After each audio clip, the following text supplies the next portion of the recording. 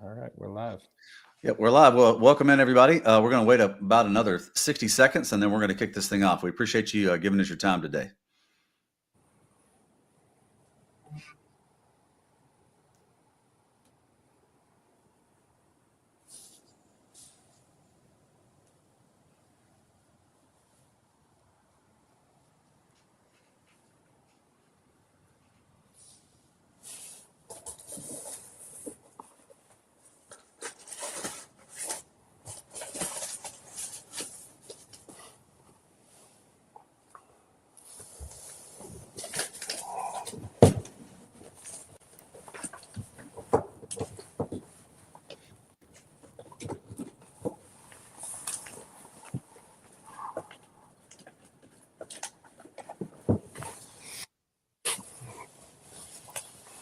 All right. Well, hey, thanks for joining us today. Thank you for giving us time, as I mentioned before.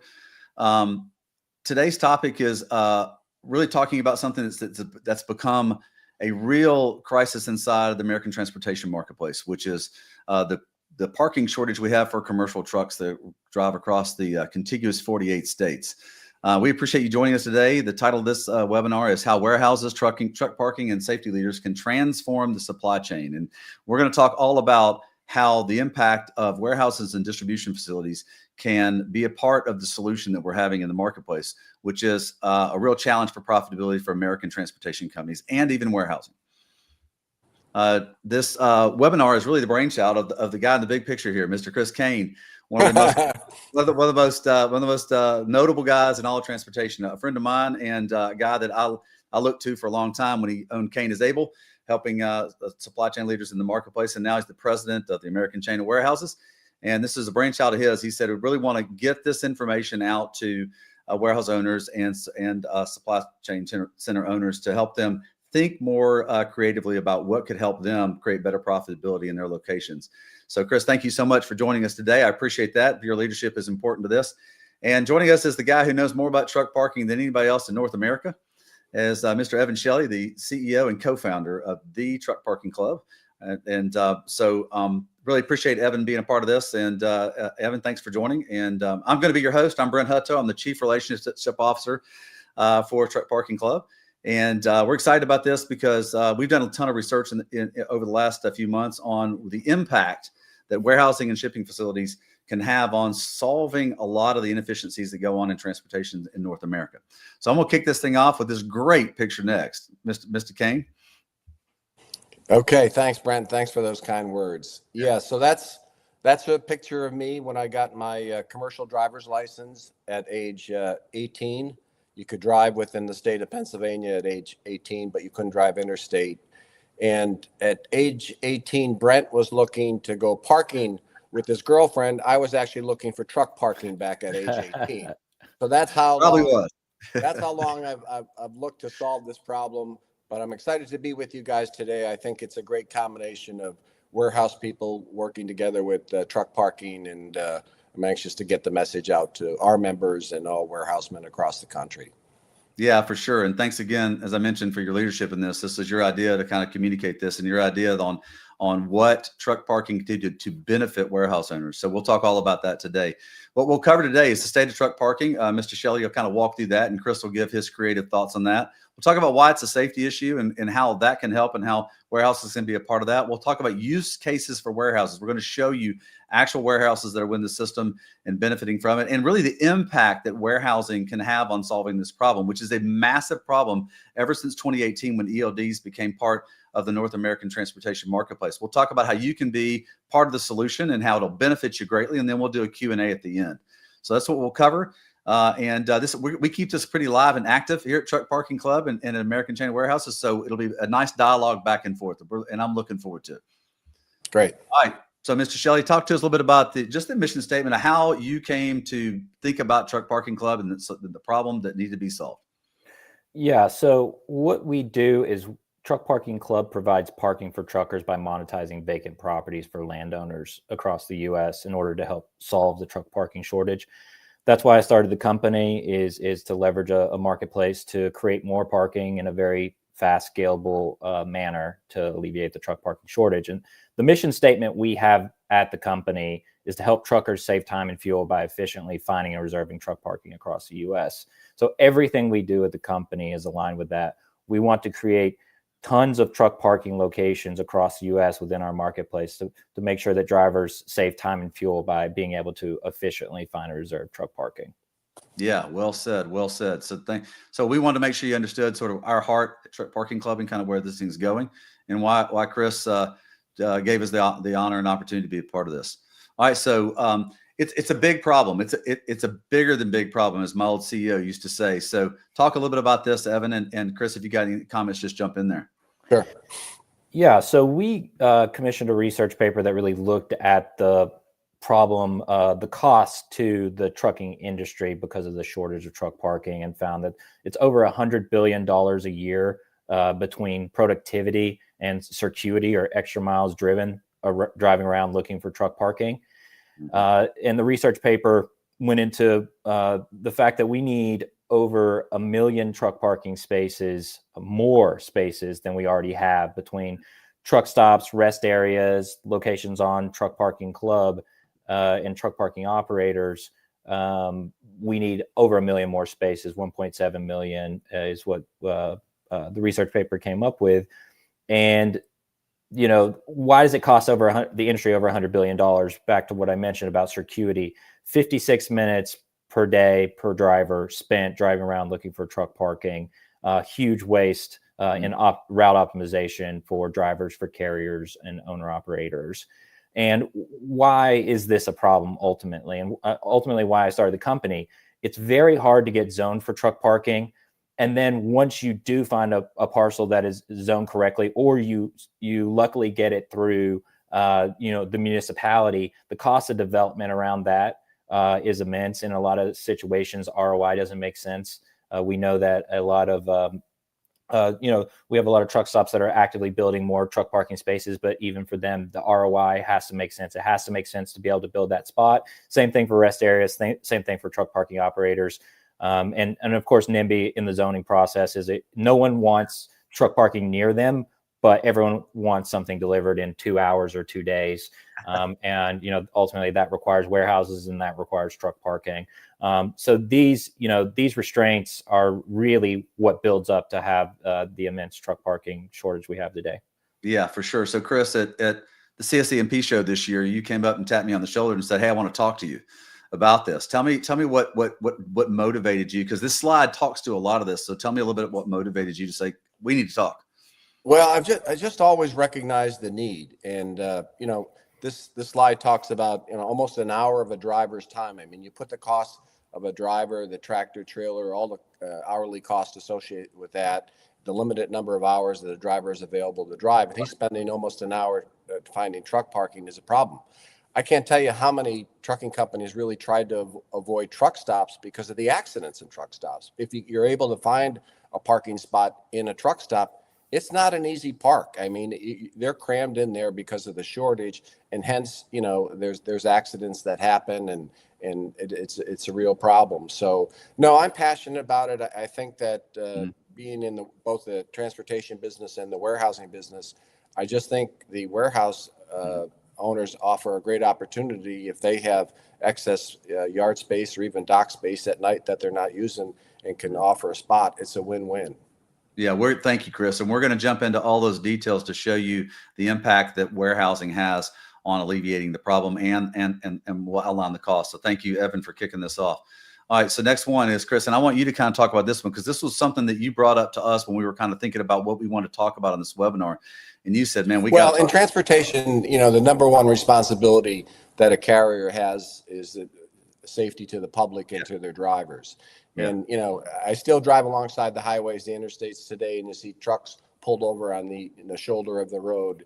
And, I've seen videos from insurance companies over the years of just all the accidents that happen on that. And, it ends up costing the, lives. And right.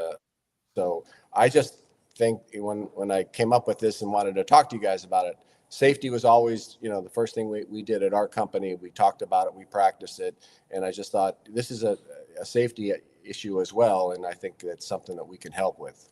Yeah, for sure. So, Evan, talk about why we like to utilize this slide, even though it's obviously a terrible situation. Yeah, ultimately, it's one of thousands of situations like this, unfortunately, where drivers were parked on the on ramp of a rest area, and you commonly see drivers parked on ramps, off ramps, shoulders, which leads to terrible accidents where lives in a lot of cases are lost. I know there's hundreds of fatalities a year due to drivers being parked in inadequate places, and there's tens of thousands of non-fatal collisions a year, which is really huge. So ultimately, we got to get drivers safely, legally parked. Yeah, for sure. It's a big part of the issue. And anytime they're not parked in a legal spot, it creates a massive liability for all of the customers that go to warehouses. And so this is why we're talking to warehouse providers. So thanks again for joining us on this. Sorry, let's go to the next one. I'll talk about this one. This is one that I present to fleets out there, because most fleets don't really understand the dollar cost that is lost because of inefficient parking or lack of what we call strategic parking. And this is a great piece. This is back from our research piece we commissioned Transport Futures to do. And this just shows you, and Evan kind of alluded to it in the beginning, on what is lost. And we broke it down in 3 categories. Driver turnover, that's big. Cost a lot to hire drivers. Everybody knows that. Any loss of profitability for a fleet affects the warehouse, because the less trucks that come in, it's the worse for the warehouses. Super important for all of transportation. Circuity, how far do they have to drive in order to find a parking place? And then lost time against their hours of service that, by the way, never stop. They never stop adding up. Those hours are going to move no matter what. So you look at the bottom figure, $125 billion. And the big one is the one on the far right, where it shows the cost per load, $247 average per load. I mentioned to a fleet owner in Chicago earlier this year, what would it mean if you got back $247 per load? He goes, well, I wouldn't be in the red, I'd be in the black. Yeah. And that's really important. So the two comments on the bottom, it says 79% of the time drivers on the road, the 4.2 million drivers that are on the road, do not find a accommodating rest spot. Now, they're just not available. And the big one is the very bottom bullet point.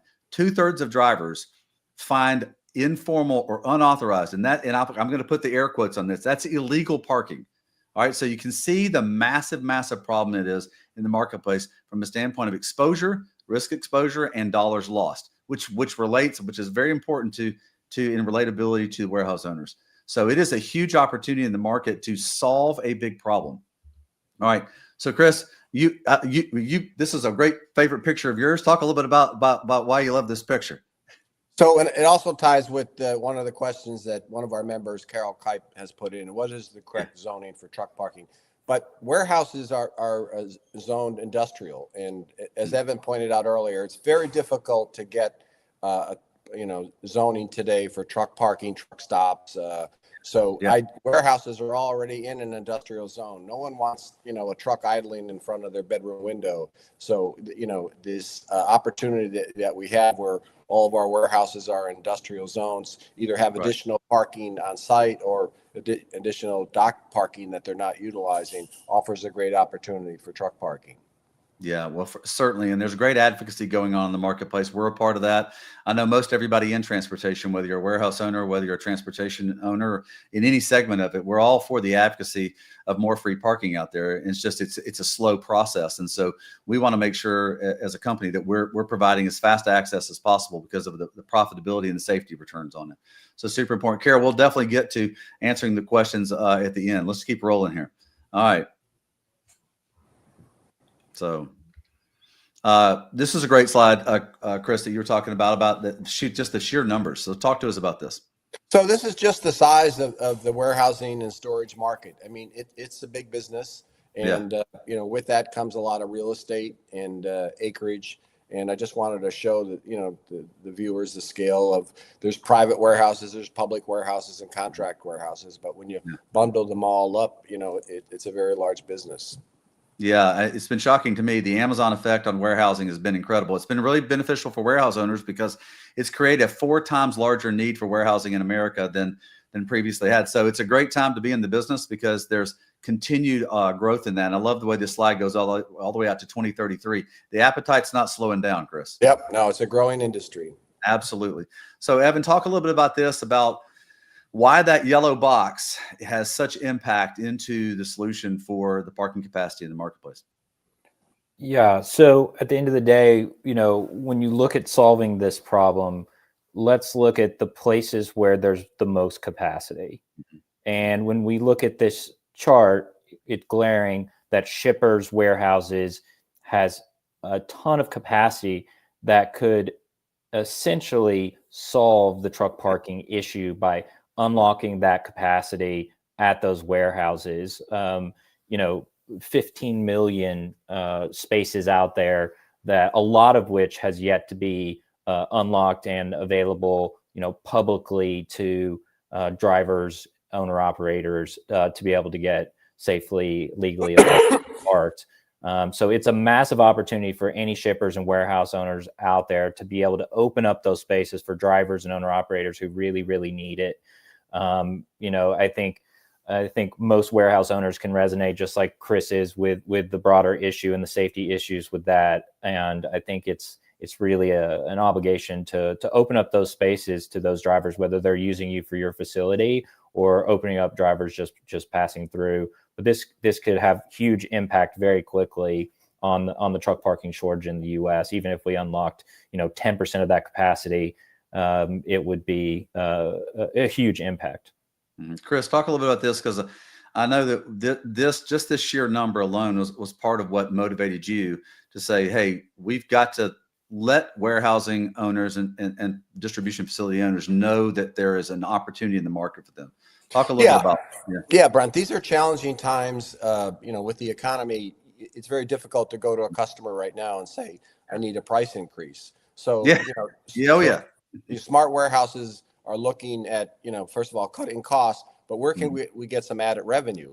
And I said, look outside your front door. If you've got availability in your parking lot or at your docks, these numbers will show there's a need for it. And working with the Truck Parking Club, the warehouse can get some added revenue for an asset underutilized, and it could be a win for the truck parking. The other thing is, I remember in the warehousing business, we had so many no-shows, 20%. Oh, wow. Yeah, we booked 100 inbound appointments. There was 80 that showed, and a 20% no-show. So, having that, because of truck parking and a lot of issues that drivers run into, it affects the service, and then most importantly, arrested driver is a safe driver. And for sure. That's what you want. So I think this chart shows that there's great opportunity for shippers and warehouse 3PLs to at least take a look at that and see if it's a fit for their operations. Yeah, for sure. Where there's a structure to operate within. Certainly. Yeah, fantastic. All right. So, Evan, let's kind of transition into the parking challenges, and then we'll talk about some case studies next on the exact on warehouses that actually are utilizing the truck parking opportunity out there or maximizing that. So talk a little bit about the parking challenges, Evan. Yeah. So ATRI does their annual study, and the issue of truck parking is always on that list. I was at ATA MCE this year, and truck parking was second on that list when Rebecca Brewster announced it, and fourth overall. So ultimately, it's typically within the top one or two problems for drivers, and typically within the top five for carriers. So just a glaring issue within the industry that ATRI and Rebecca Brewster actively track. So as we discussed, there's a need for 1.7 million more spaces out there, and we know that there's a lot more spaces than that at shippers and warehouses across the U.S. that could easily meet the current demand needed to solve the truck parking shortage. As we spoke on, drivers on average daily spend 56 minutes driving around looking for parking and wasting 15 miles. As Brent mentioned, over $200 per load wasted by drivers. This problem costs serious money to the trucking industry annually. And through our study, there's 23 million parking spaces out there that are suitable, and about 15 million of those spaces exist around the warehouses.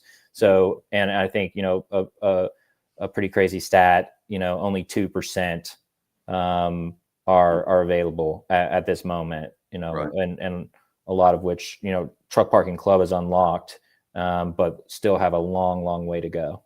Great opportunity. Yeah. Yeah. Go ahead, Chris. Yeah. No, I was just saying that offers a great opportunity for the warehouse. Yeah, this marketplace continues. Appreciate you saying that, Chris.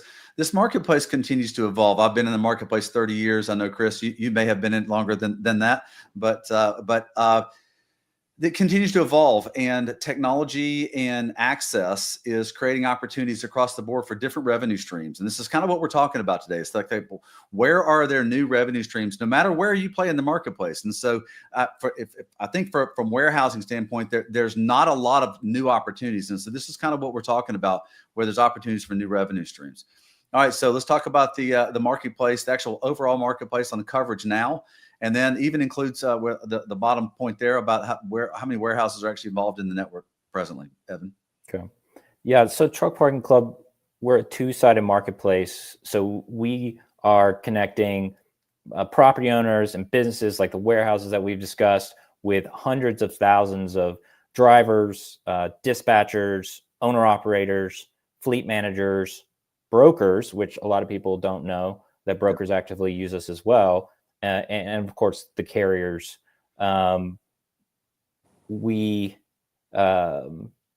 It's quite simple.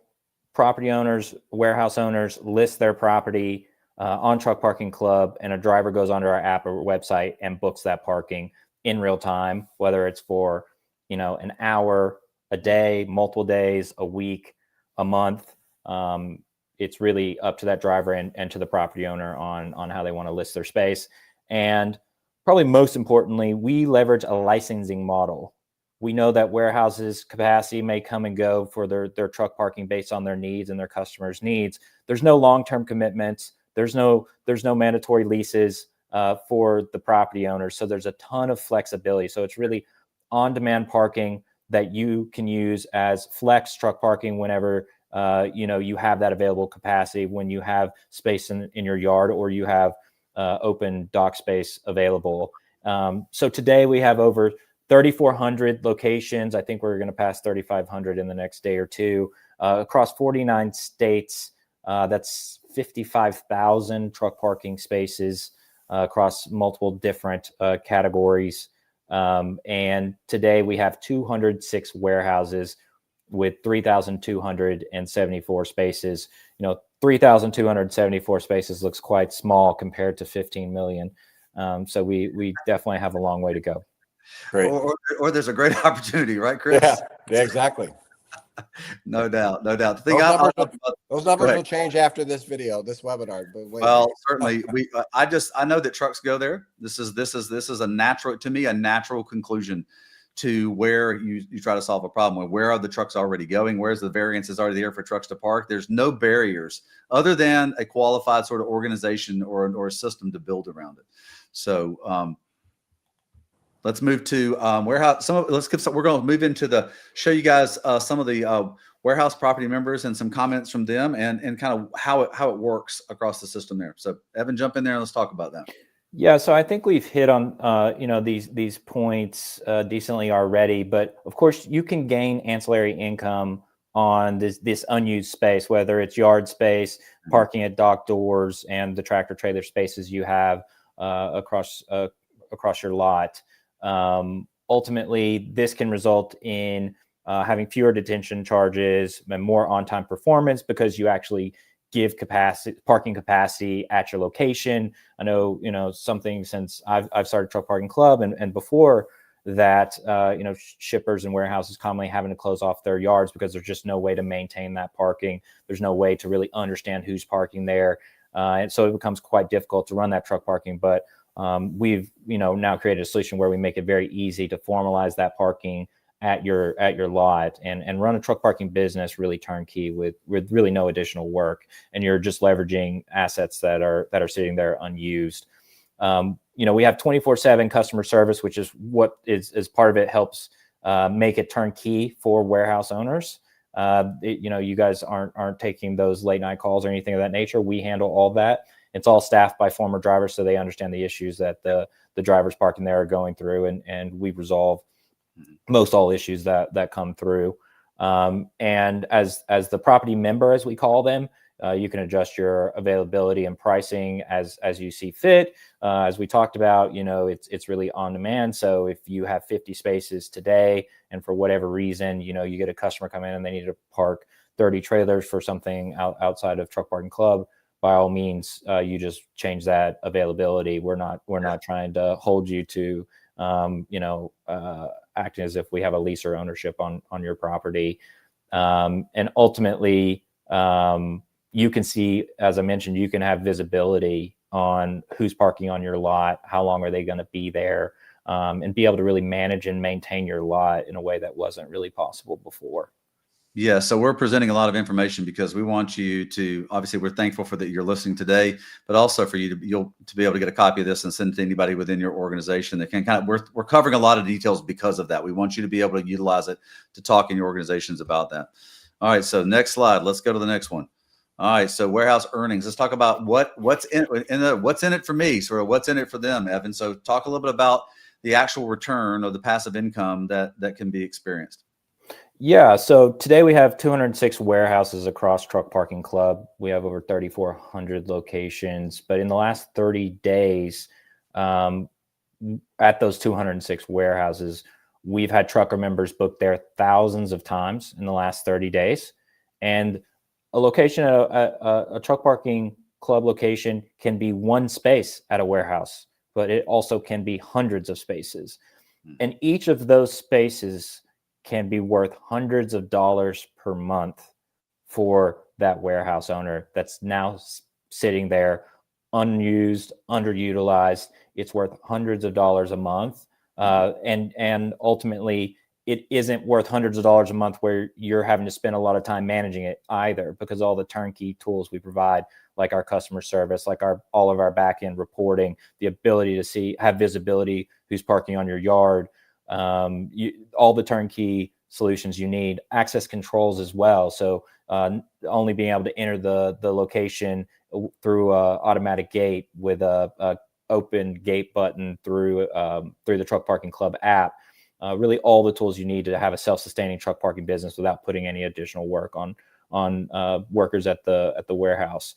And our top performing property in the last 30 days at a warehouse did over $12,000. Ultimately, that's $12,000 that's net on assets that are unused, that are just sitting there making zero revenue. Ultimately, a way to think about it is, what is it making you today, which is probably zero, and what would it cost you in how much revenue would you have to make $10,000, $12,000 in a month net? I think that's a good way to think about evaluating it from a shipper warehouse 3PL 4PL perspective.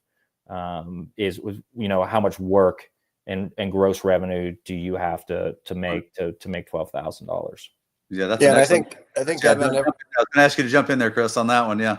No, I think every day is different for a warehouseman. So the ability that, today you have 50 spots, but then, the customer takes 30 and then you only have 20 tomorrow. The ability to go and make those changes, I think is very, very invaluable because, one thing I've learned in the business is, when you come in the morning, every day, you're going to be faced a different challenge. And so that's a great feature that the app has.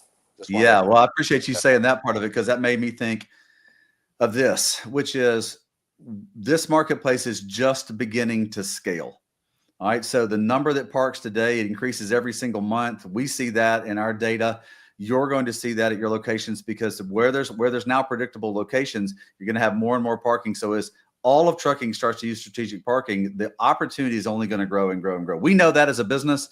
And I think, Chris, this is probably kind of what was running through your head on, wait a minute, this thing's just starting. What does it look like a year from now, or 2 years from now, 3 years from now, where there's 50, 75% of the 4.2 million trucks and 12 million trailers and 25 million plus containers parking and positioning and everywhere else where there's opportunities. So, all right, let's go to the next one on a case study. This is an actual location. So if you wouldn't mind walking us through this, Evan. Yeah. So Logistics Plus reached out and was talking about all the truck and trailer parking spaces that they had, and thought there might be an opportunity to monetize those spaces. I think this was could be 18 or 24 months ago, and we onboarded 9 of their locations, and they saw a lot of success quite quickly for brand new locations where they got over 100 bookings and earned $13,000 in 60 days from going live. So that's spinning that demand up in 60 days at their locations where they were making $0 on those underutilized, unused assets in their lot. Ultimately, we do this, with thousands of property owners and hundreds of warehouses. And as I mentioned earlier, every single one of these spaces you have sitting in your lot are worth hundreds of dollars. And this case study with Logistics Plus, which is a very large entity that we were able to work with very easily, they're now able to monetize that extra space. So, if we can work with a company like Logistics Plus, which is quite large by most metrics, and integrate within their operations and run it smoothly, I'm confident we can do it with, shippers, warehouses, and 3PLs of all kinds. Yeah, for sure. So Chris, what when you think about like the warehouse, the leader in the warehouse out there, what do you feel like is like one of the major hindrances to a warehouse location? Thinking about should I do this, should I not do this? What do you think one of the major hindrances is? Well, I think how it interacts with their existing business. Their primary business is always going to come first. So, they'll take a look at that. There's always the concern of, damage to the property, or I think I brought this up with you guys before, and you have a whole rating system with if somebody, dumps some, trash on the property and that, it doesn't reflect well. So maybe you can just talk how you guys handle that. Yeah, I'd love to talk to that. Evan, jump in there. Yeah, for sure. So that's part of the reason for us having our customer care team 24/7 in situations where, at the end of the day, this is logistics, this is trucking, and things do happen. But if you have a situation where a driver throws out trash, we have great relationships with our trucker members. And, we have hundreds of thousands of trucker members at this point. Just letting us know about that situation where a trucker member behaved in not a great manner, we will reach out to them and rectify the situation and make sure that it doesn't happen again. There's also a review system within our platform to be able to review trucker members, and trucker members are able to review property members, which creates a lot of fairness within the marketplace.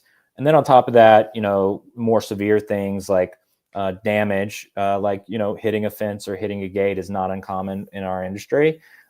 We provide $25,000 damage protection, that if we cannot, if a driver hits a fence and for whatever reason is unable to pay for those damages or refuses to pay for those damages, we will cover up to $25,000.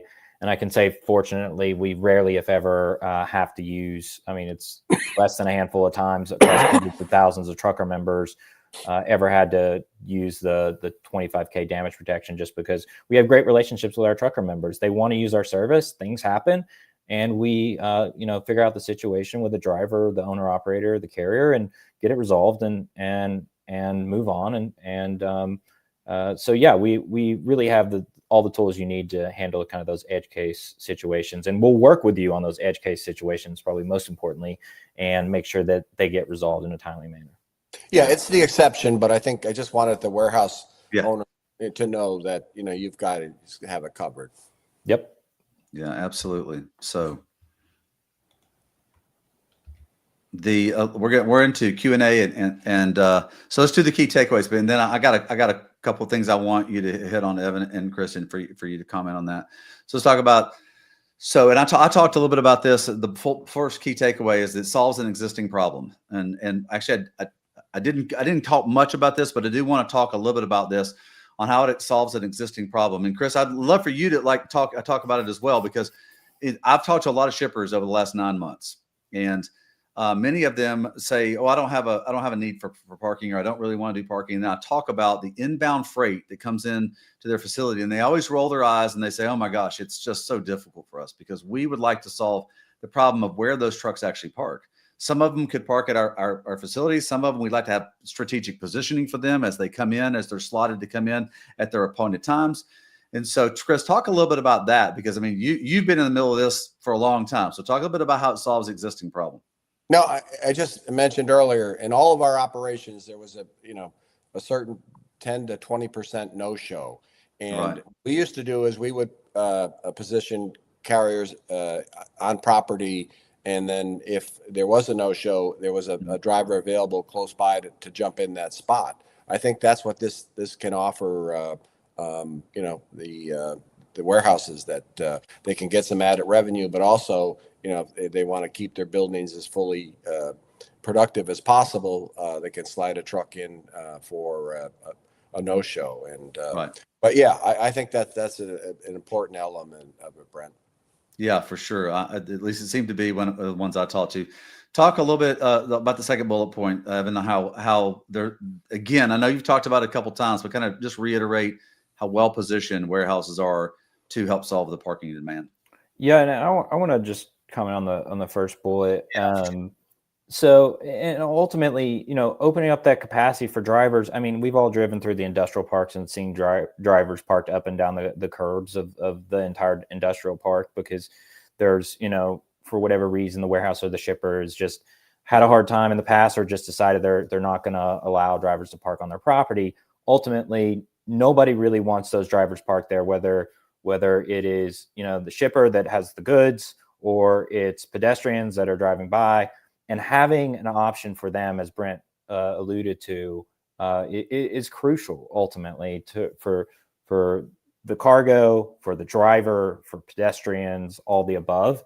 And that capacity exists. And I think, just rolling into the second bullet point, that's why they're, shippers and warehouses are very well positioned for the demand, because a lot of times that demand is right outside your door, and ultimately you're giving them a great option to park safely, to park legally, and really alleviate a lot of the issues that can come from parking in a inadequate, unsuitable spot. So just perfectly positioned for that.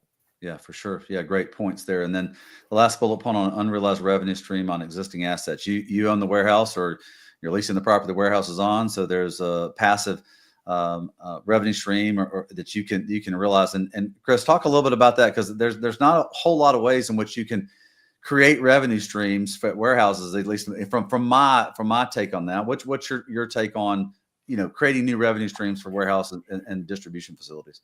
Well, I think good warehouses, Brent, they do everything they can within the building to create additional revenue. Right. What I wanted to make them aware of is something they may have not looked at, is the parking lot, and or additional dock doors. Maybe certain buildings are not running 24-hour operations, and they've got dock doors. A trucking company would love to be able to back into, protect the back doors of for sure, especially a high value cargo load. So I think a warehouse really is well positioned to fit that need. And it's just, Evan gave the case study, and as I said, when I tapped you on the shoulder at CSCMP, this thing is just beginning, and there's a bright, so the revenues are only going to go up as, warehouse and take advantage of this, and your app and your technology will continue to get better. And so I'm excited. I think it's a great opportunity, and we're going to get the message out as much as we can through the American chain of warehouses. But I think this was a good format. Well, thank you so much. Yeah, for that. So let's jump into a couple questions. I got a couple of them here. I've got Carol. Let's see. Maria asked the question first. She says, are these parking spots for trucks? Or I think the bigger question is, what all equipment can park there? Evan? Is this the question? Are there any infrastructure requirements? No. Just parking spots for trucks. Like, what type of equipment? You can talk about it now. Certainly, I had that question as well, which is, how do you help with infrastructure requirements, or how do you coach? Yeah. So I think it'll hit both. So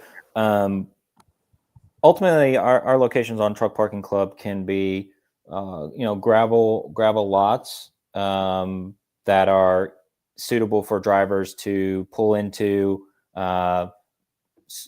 safely park, and then exit the location, all the way up through a high security facility like you would see at some shippers with 24/7 security, electric fences, barbed wire fences, Right. and then everything in between. So it's really, there are different demands for a driver any given day, depending on what they're hauling, depending on what their objective is, what they need to do. So there aren't infrastructure requirements outside of being a place for a driver to safely, legally, suitably parked. Of course, the better infrastructure is going to get more demand at their location. Like what you see at a lot of warehouses is typically going to get more demand because of a lot of times the security, the gates, the fencing, the cameras, the security, the lighting.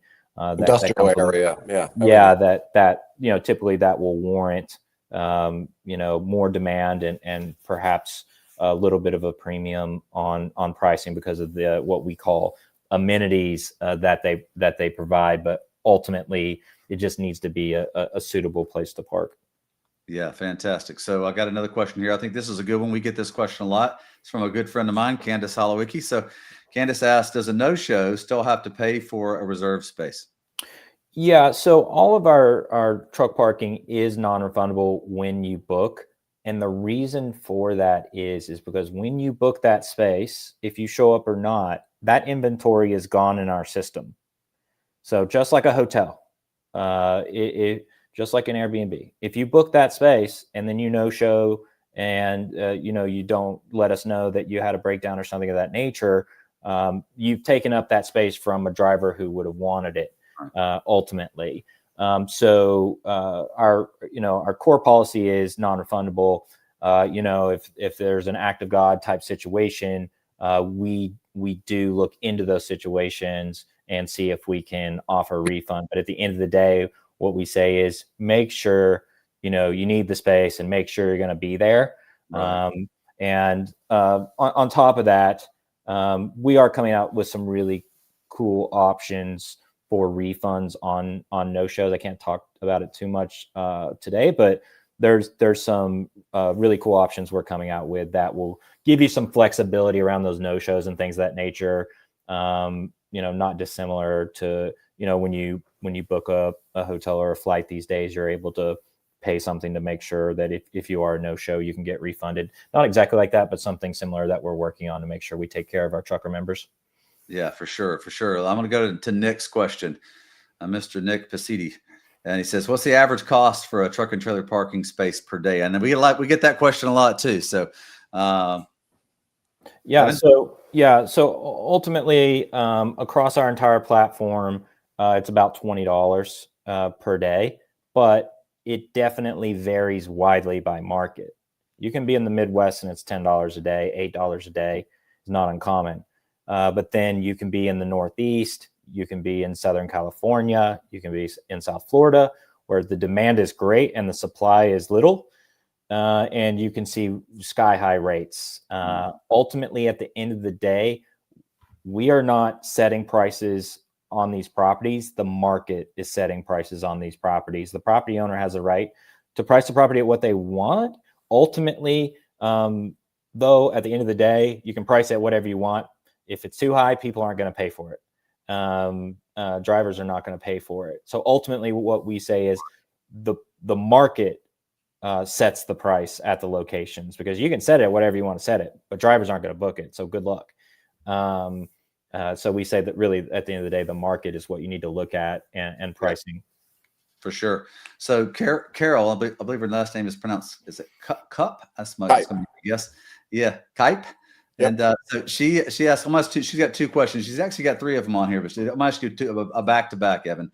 What's the correct zoning for truck parking? Number one, and you alluded to that a little bit earlier. And then she's got second one, a last one down here. It says, do bookings indicate if there is hazmat freight on a trailer or if a reefer unit?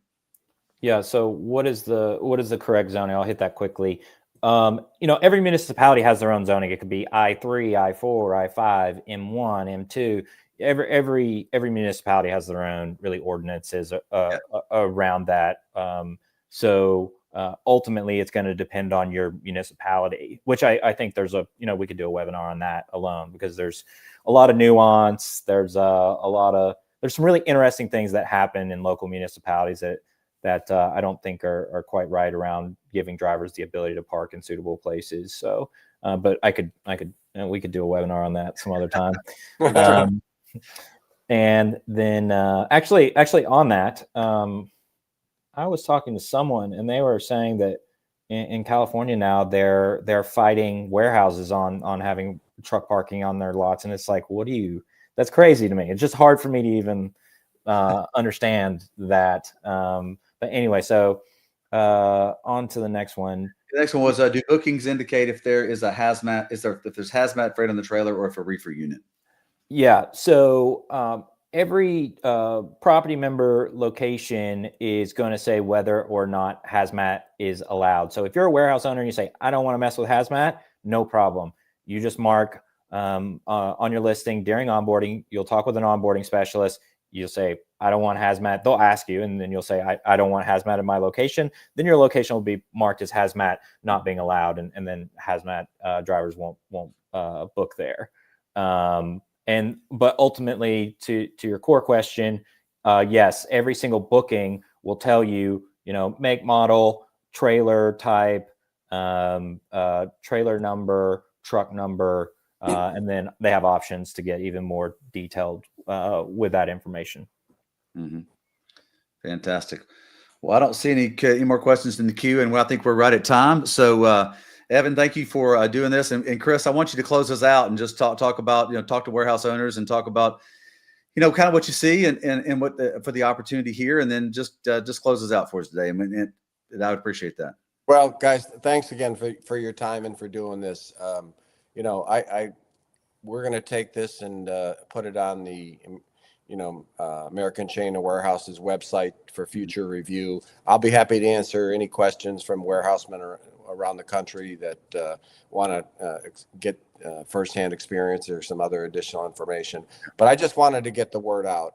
As I said, I think you guys are early on this. I like the concept. And I just wanted to get people aware of it, to, at least check into it. So appreciate the opportunity for the webinar, and we'll try to promote it as much as we can on our end, because, as I said, it's a win for safety, it's a win for warehousemen, and a win for truck parking.